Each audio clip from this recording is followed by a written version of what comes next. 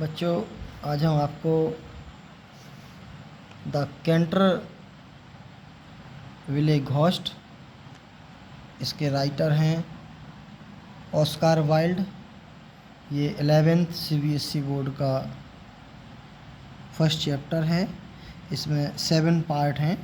ये first part है। First part में 2 वीडियो बनाने पड़ रहे हैं। तो हेड फॉलन तक मैंने पहले पार्ट में बना दिया। अब सेकंड पार्ट में यहाँ से लेके और लास्ट तक कंप्लीट करूँगा। So let's understand. Standing on the steps to receive them was an old woman neatly dressed in black silk with a white cap and apron. उन्हें लेने के लिए सीढ़ियों पर एक बूढ़ी औरत खड़ी थी जो साफ सुथरे काले रेशमी कपड़े पहने, सफ़ेद टोपी और एप्रन पहने हुए थी। This was Mrs. Umne, the housekeeper whom Mrs. Otis at Lady Canterville's earnest request had consented to keep in her former position. यह श्रीमती उन्मी हाउसकीपर थीं जिन्हें लेडी कैंटरविले के गंभीर अनुरोध पर श्रीमती ओटिस ने अपने पूर्व पद पर रखने की सहमति दी थी। She made them each a low courtesy as they alighted and said in a quaint old-fashioned manner, "I bid you welcome to Canterville Chase." जैसे ही वे उतरे, उसने उनमें से प्रत्येक को नीचा दिखाया और विचित्र पुराने ढंग से कहा, मैं कैंटरविले चेस में आपका स्वागत करते हैं। Following her they passed through the fine Tudor hall into the library, a long low room panelled in black oak at the end of which was a large stained glass window. उसके पीछे पीछे वे अच्छे Tudor hall से होते हुए पुस्तकालय में चले गए। एक लंबा निचला कमरा काले ओक के पैनल वाला, जिसके अंत में एक बड़ी रंगीन कांच की खिड़की थी। Here they found tea laid out for them, and after taking off their wraps they sat down and began to look round while Mrs. Umni waited of them.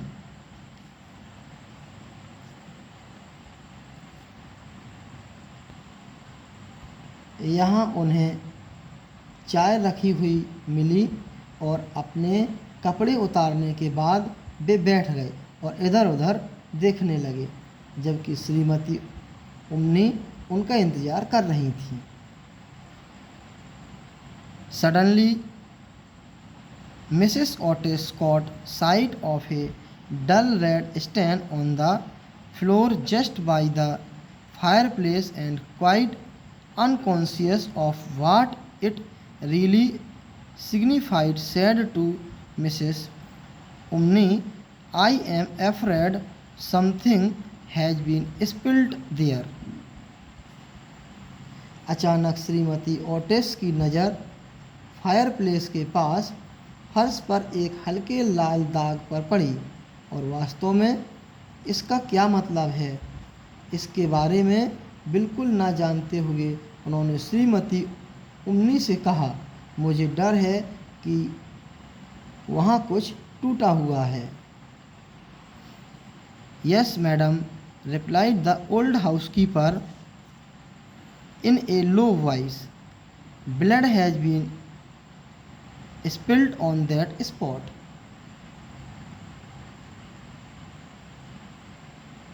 हाँ मैडम, बूढ़ी नौकरानी ने धीमी आवाज़ में उत्तर दिया, उस जगह पर खून बिखरा हुआ है।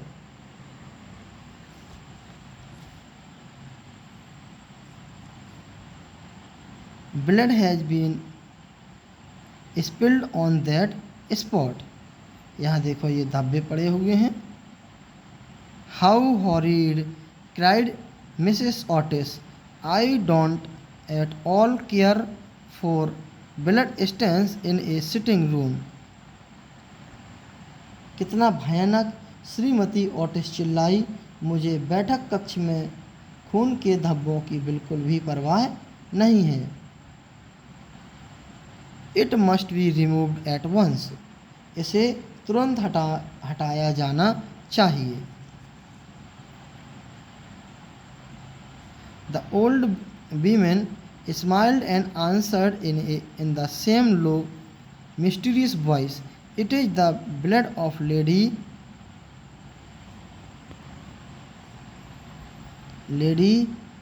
Eleanor de Canterville, who was murdered on that very spot by her own husband, Sir Simon de Canterville, in 1575।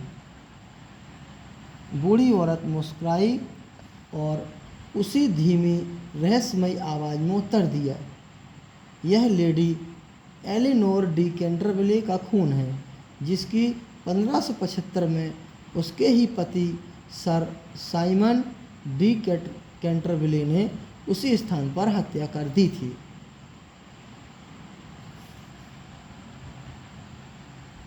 Sir Simon survived her 9 years and disappeared suddenly under very mysterious circumstances। Sir Simon 9 साल तक जीवित रहे और बहुत ही रहस्यमयी परिस्थितियों में अचानक गायब हो गए। His body has never been discovered, but his guilty spirit still haunts the chase। उनके शरीर की कभी खोज नहीं की गई, लेकिन उसकी दोषी आत्मा अभी भी उसका पीछा करती है। The blood stain has been much admired by tourist and others and can not be removed. इस खून के धब्बे की पर्यटकों और अन्य लोगों ने काफ़ी प्रशंसा की है और इसे हटाया नहीं जा सकता।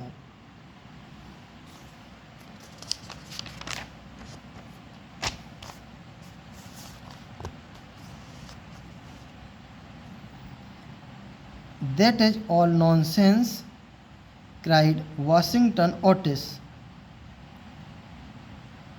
Pinkerton's champion stain remover and Paragon detergent will clean it up in no time।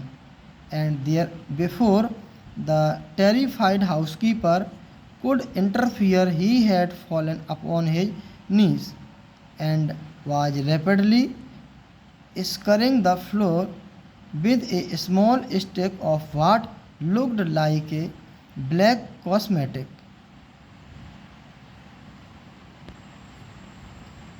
यह सब बकवास है, वॉशिंगटन ओटिस चिल्लाया। पिंकटन के चैंपियन स्टेन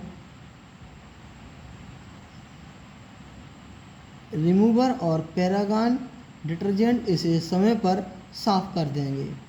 और इससे पहले कि भयभीत गृहस्वामी हस्तक्षेप कर पाता, वह अपने घुटनों पर गिर गया था और एक काले सौंदर्य प्रसाधन की तरह दिखने वाली एक छोटी सी छड़ी के साथ तेजी से फर्श को साफ कर रहा था। In a few moments no trace of the blood stain could be seen. कुछ ही देर में खून के धब्बे का कोई निशान नजर नहीं आया।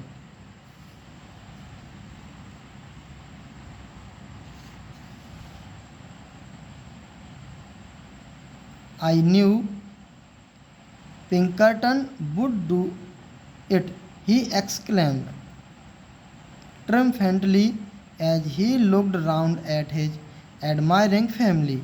But no sooner had he said these words than a terrible flash of lightning lit up the sombre room.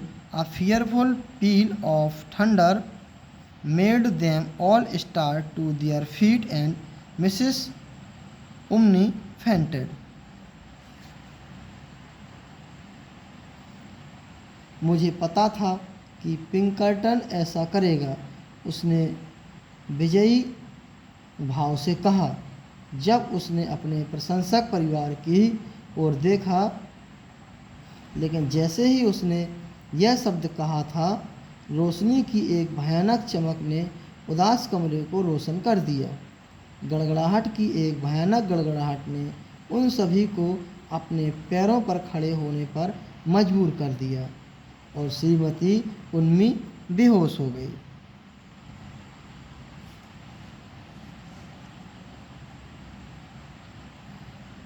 What a monstrous climate, said the American minister, calmly as he lit a long cheroot. कैसी भयानक जलवायु है, अमेरिकी मंत्री ने शांति से कहा और उन्होंने एक लंबी चेरोट जलाई।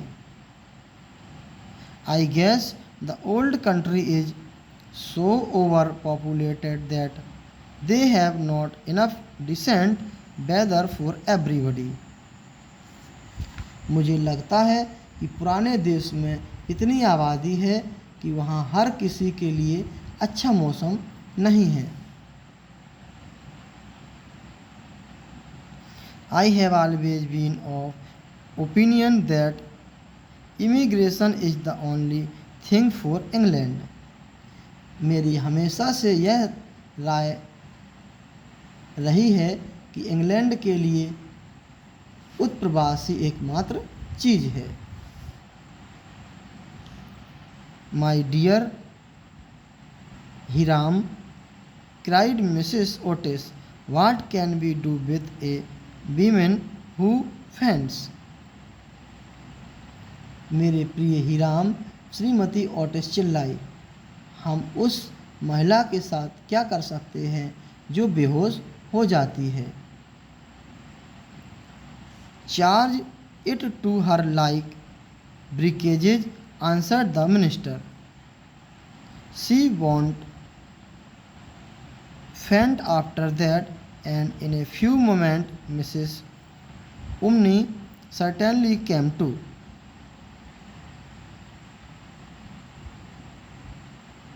मंत्रियों ने उत्तर दिया, उस पर टूट फूट की तरह चार्ज करें, उसके बाद वह बेहोश नहीं होगी और कुछ ही क्षणों में श्रीमती उम्नी अवश्य आ गई।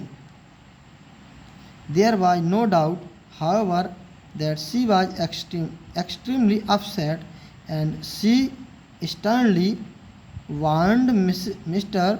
Otis to beware of some trouble coming to the house. इसमें कोई संदेह नहीं था, हालांकि वह बेहद परेशान थी और उसने मिस्टर ओटिस को घरों में अपने आने वाली किसी परेशानी से सावधान रहने की सख्त चेतावनी दी। I have seen things with my own eyes, sir, she said, that would make any Christians here stand on end, and many a night I have not closed my eyes in sleep for the awful things that are done here. मैंने अपनी आँखों से चीज़ें देखी हैं, श्रीमान, उसने कहा, यह किसी भी ईसाई के रोंगटे खड़े कर देगा और यहाँ से भयानक चीज़ें की जाती हैं, उनके लिए मैंने कई रातों तक नींद में अपनी आँखें बंद नहीं की हैं।